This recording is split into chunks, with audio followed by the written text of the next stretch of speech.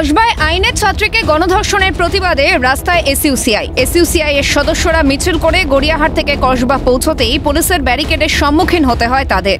কসবা থানার বাইরে পুলিশের বিশাল বাহিনী, কোনো অশান্তি এড়াতে ত্রিস্তরীয় ব্যবস্থা প্রশাসনের। রাস্তায় বসে বিক্ষোভ দেখান আন্দোলনকারীরা। যতদিন না অপরাধীরা শাস্তি পাবে ততদিন আন্দোলন চালিয়ে যাওয়ার হুঁশিয়ারি। আন্দোলনকারীদের 5 জনের একটি প্রতিনিধি দল থানায় ডেপুটেশন দেন। এসইউসিআই তরফ থেকে কসবা কাণ্ডের প্রতিবাদ মিছিল। ইতিমধ্যেই যে ছবি আমরা দেখতে পাচ্ছি, কসবা থানার ভেতরে 5 জনের প্রতিনিধি দল তারা ভেতরে পৌঁছেছেন ডেপুটেশন দেওয়ার জন্য। কসবা থানার বাইরে বিশাল পুলিশি প্রহরা। মিছিল গড়িয়াহাট থেকে কসবা থানা পৌঁছতেই পুলিশি ব্যারিকেডের সম্মুখীন হতে হয় তাদের। আমাদের দাবি হচ্ছে এই সমস্ত দুষ্কৃতকারীদের কঠোর সাজা দিতে হবে। এই পুলিশ, এই সরকার, এই প্রশাসন যখন এই ঘটনা ঘটে তখন তার কোনো ধরনের অপরাধীদের রাখেই না, নেই না।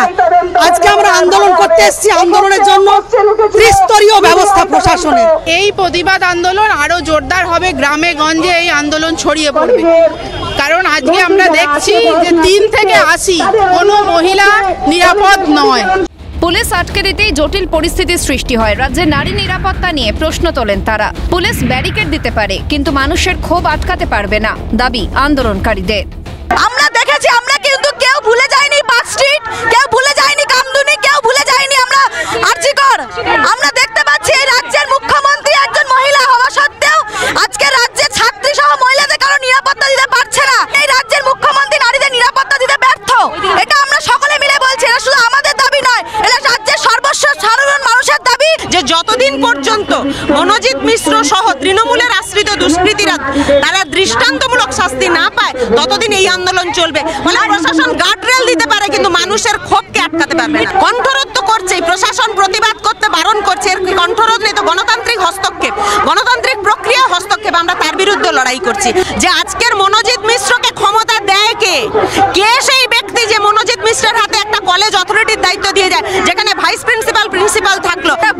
সব থেকে বেশি বলবো আরজিকরের কাণ্ড হওয়ার পর এরপর আরো গতি পেয়েছে যে নারীরা এইভাবে আরো বেশি অত্যাচারিত হবে এবং বাড়ির বাবা মা এরপর কলেজে ভর্তি হবে কিনা মেয়েরা, এটা কিন্তু বারবার ভাববে। এই মনোজিৎ মিশ্রের নামে একাধিক অভিযোগ থাকা সত্ত্বেও কি করে বহাল তবিয়তে তিনি এই কলেজে ছিলেন? তার মাথায় কি কারো হাত ছিল বলে মনে? নিঃসন্দেহে হাত ছিল। এখন তৃণমূলের এমএলএ অশোক দেব তিনি বলছেন আমি কিছুই জানতাম না। কলেজ পরিচালন সমিতি তারা বলছে তারা নাকি কিছুই জানতেন না, কিন্তু এটা কখনো হতে পারে না। তারা সমস্তই জানতেন। তাদের প্রশ্রয়ে, তাদের আশীর্বাদ মাথায় নিয়ে মনোজিৎ মিশ্র এই জঙ্গলের রাজত্ব ওখানে স্থাপন করেছিল বলে আমরা বলি। যে এই ঘটনা রাজ্যে যেহেতু ক্রমবর্ধমান, যতক্ষণ না পর্যন্ত দোষীদের দৃষ্টান্তমূলক শাস্তি হচ্ছে, তারা বিভিন্ন সময় বিভিন্ন জায়গায় এই প্রতিবাদ জারি রাখবেন। পাশাপাশি শাসক দলের বিরুদ্ধে একাধিক ক্ষোভ উগরে দিচ্ছেন এসইউসিআই এর কর্মী সমর্থকেরা। যত দিন যাচ্ছে কসবা কাণ্ডে এক এক করে কাটছে জট, আর ততই সামনে আসছে অভিযুক্ত মনোজিৎ মিশ্রের কুকীর্তির কথা। এক কথায় কলেজের দাদা হয়ে উঠেছিল মনোজিৎ। ক্যামেরায় সায়ন চক্রবর্তী, জ্যাকি সিং এর সঙ্গে অভিরূপা সাহা, রেশমি দাসের রিপোর্ট, ক্যালকাটা নিউজ।